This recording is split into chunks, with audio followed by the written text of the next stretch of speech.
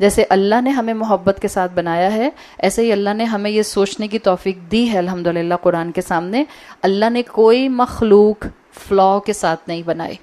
آج یہاں جتنے لوگ اس بات کو سن رہے ہیں اور جتنے لوگ اس وقت یہاں بیٹھے ہیں، اس آیت کے اس جملے کو، ما تری فی خلق الرحمن من تفاوت، تم رحمان کی کسی مخلوق میں کوئی فلاء نہیں دیکھو گے۔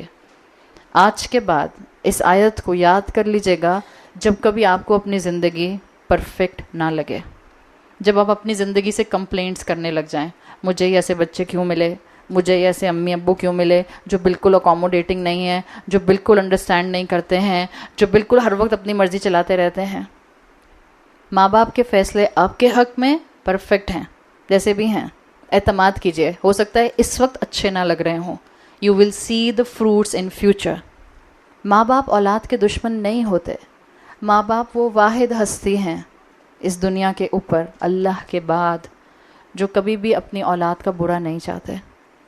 ماں باپ وہ واحد ہستی ہوتے ہیں، میں خاص طور پہ بچیوں سے کہہ رہی ہوں، اس لیے کہ بچیوں کو لگتا ہے مائیں اور باپ ہمارے دشمن ہیں، ہمیں خوش نہیں ہونے دیتے، ہماری مرضی کے کپڑے نہیں پہننے دیتے، لیکن یہ حقیقت ہے۔ اللہ نے جہاں رکھا ہے اللہ نے پرفیکٹ رکھا ہے، اللہ نے ہمیں جو بنایا ہے پرفیکٹ بنایا ہے، اللہ نے جن گھروں کا حصہ بنایا ہے پرفیکٹ ہیں۔ آج کے بعد ہم میں سے کوئی بھی اس بات پر کمپلینٹ نہ کرے میرے بچے اچھے نہیں ہیں، آج کے بعد کوئی بچہ اس بات پر کمپلینٹ نہ کرے میرے امی ابو بالکل اچھے نہیں ہیں۔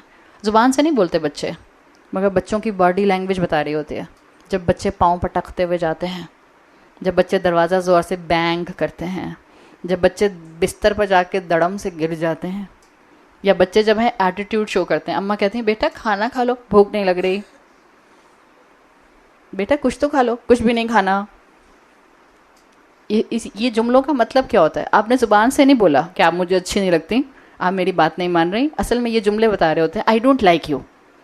کم بچے ایسے زبان سے بولتے ہیں، پھر تھوڑا بہت لحاظ باقی رہتا ہے، مگر یہ جو سارے اس طرح کے سبلیمل میسیجز آ رہے ہوتے ہیں سٹل انداز میں، وہ یہی مطلب ہوتا ہے، آپ مجھے بالکل اچھی نہیں لگ رہی، انفیکٹ آپ مجھے زہر لگ رہی ہیں۔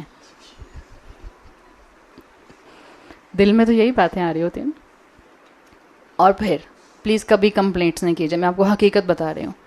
اور ماں باپ سے غصہ کر کے، فرینڈس کو فون کر کے ماں باپ کی شکایتیں فرینڈ سے کرنا، اس سے زیادہ امیچور ایٹیٹیوڈ کوئی نہیں ہو سکتا، کبھی بھی مت کیجیے۔ نہ خواتین اپنے شوہروں کی شکایتیں اپنی اماں کو فون کھڑکا کھڑکا کر کریں۔ آپ کو پتہ ہے امی مجھے اپنا گھر بڑا یاد آتا ہے، چلو امی سمجھ گئیں، عقل مند امی ہو نا وہیں شٹ اپ کرا دیں، چلو بیٹا اب میں جا رہی ہوں ذرا تمہارے ابا کے لیے چائے بنانے، بعد میں بات کریں گے۔ شکایتی ایٹیٹیوڈ کو چھوڑیں گے تو انشاءاللہ ہمارے اپنے آس پاس اللہ کی رحمت نظر آئے گی۔